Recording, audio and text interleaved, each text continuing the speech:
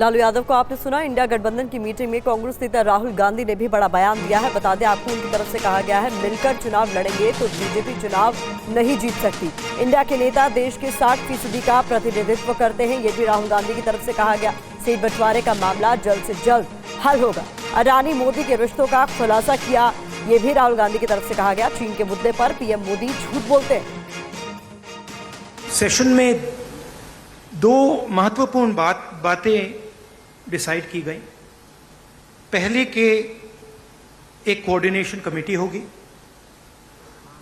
और दूसरी कि जल्दी से जल्दी जो सीट शेयरिंग का मामला है उसको हम डिस्कस करके उसमें हम रेजोल्यूशन निकाल देंगे। नरेंद्र मोदी और अदानी जी के बीच में जो रिश्ता है उसके बारे में मैंने कल बोला। इंटरनेशनल फाइनेंशियल न्यूज़पेपर्स में आया है कि $1 बिलियन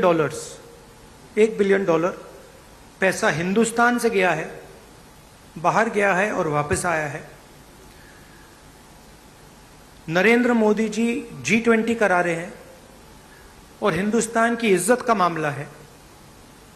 नरेंद्र मोदी जी को कह देना चाहिए कि वो इंक्वायरी कराएंगे, और अगर वो इंक्वायरी नहीं कराएंगे तो फिर पूरे देश को पता लग जाएगा कि क्यों इंक्वायरी नहीं कराई जा रही है। स्टेज पे जो नेता हैं, जो पार्टीज हैं, वो हिंदुस्तान के 60% लोगों को रिप्रेजेंट करती हैं, और अगर हम एक साथ मिलके चुनाव लड़ेंगे तो बीजेपी चुनाव जीत ही नहीं सकती है। और मुझे बहुत खुशी हो रही है कि जो हमारी पार्टीज हैं, जो हमारे नेता हैं, उनके बीच में जो रैपोर है, जो फ्लेक्सिबिलिटी है, वो गहरी होती जा रही है। और मुझे लगता है कि इंडिया अलायंस बीजेपी को चुनाव में आसानी से हरा देगा। बीजेपी हिंदुस्तान के गरीब लोगों से धन छीनकर चुने हुए 2-3 लोगों को देती है। और इंडिया गठबंधन की इस कॉन्फ्रेंस में कांग्रेस अध्यक्ष मल्लिकार्जुन खड़गे ने कहा कि हमारी लड़ाई महंगाई, भ्रष्टाचार और तानाशाही से है। उन्होंने पूछा कि मणिपुर और चीन के मुद्दे पर विशेष सत्र क्यों नहीं बुलाया गया। तो मल्लिकार्जुन खड़गे का बयान, इस मीटिंग के बाद महंगाई के खिलाफ हमारी लड़ाई है। 100 रुपए बढ़ाते हैं, 2 रुपए कम करते हैं, ये सरकार की नीति है। गरीबों से चोरी की जा रही है। चीन पर विशेष सत्र क्यों नहीं बुलाया जा रहा। मोदी जी झूठ बोलकर भ्रम फैलाते हैं। इन तमाम बातों का जिक्र अपनी स्पीच में किया मल्लिकार्जुन खड़गे ने। मोदी जी हमेशा 100 रुपए बढ़ाते हैं, 2 रुपए कम करते हैं।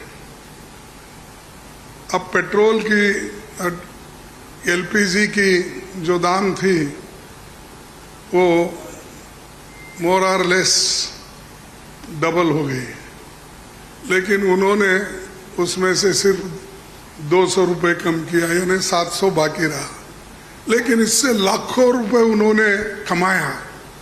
ये तो गरीबों से चोरी कर दिए और गरीबों के जो काटे, और लोगों को दिखाने के लिए 100-200 रुपए कम करना और कहना कि मैं गरीबों के लिए काम कर रहा हूँ।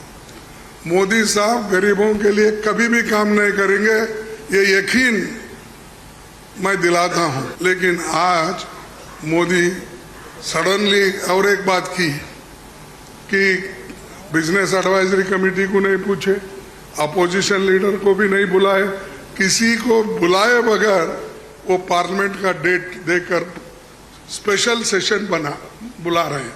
अरे स्पेशल सेशन, मणिपुर जल रहा था तो आपने नहीं बुलाया, कोविड के वक्त नहीं बुलाया, जब आप चाइना अपनी जमीन हड़प कर ले रही है, कब्जा कर लिए, उसके लिए नहीं बुलाया।